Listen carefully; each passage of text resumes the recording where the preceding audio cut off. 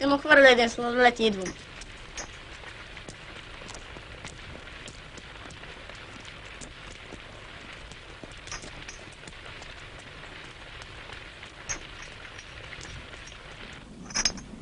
От деца бутилки не приемам.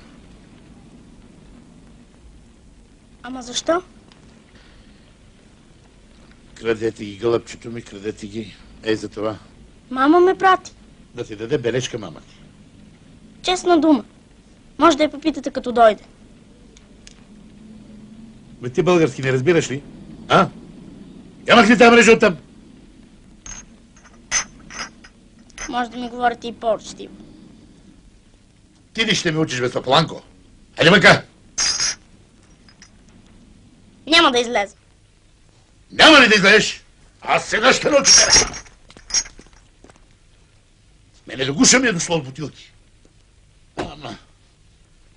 Бе, купуват ги Бог знае откъде и после. Хайде набайте нас на главата.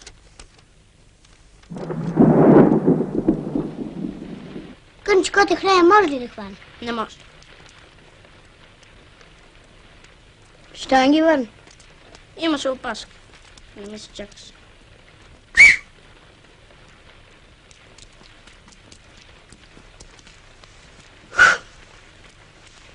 Откъде намери той келево кот? Да, келево. Знаеш ли какъв голям пък беше уловил? Кой, дядо му? Да. Откъде ще карам един сладолет? Твой ли са? Мой. Що не ги върнеш? Върни и ти. Имам ли го сладоледа? Всякак. Само гледай да не ти се случи нещо. От кой? Не знам. Може, ама не и на мен. Гледай какво става сега. Що не кажа, че ти изгонил? Ти, че не ми се разправяш. Всеки случай, много е мръсен този нови управител. Купувам вчера половинка седне, той ми се хии насреща. Който пък ще донесеш от баницата? Наслага ми беше само древосък. Ама къв омлет стана. А на мен онзи ден ми беше дал един сух хляб твърд като камък. А мама като му дигна един скандал, не съм бил казал, че искам пресен. Ела да ти я дам, де!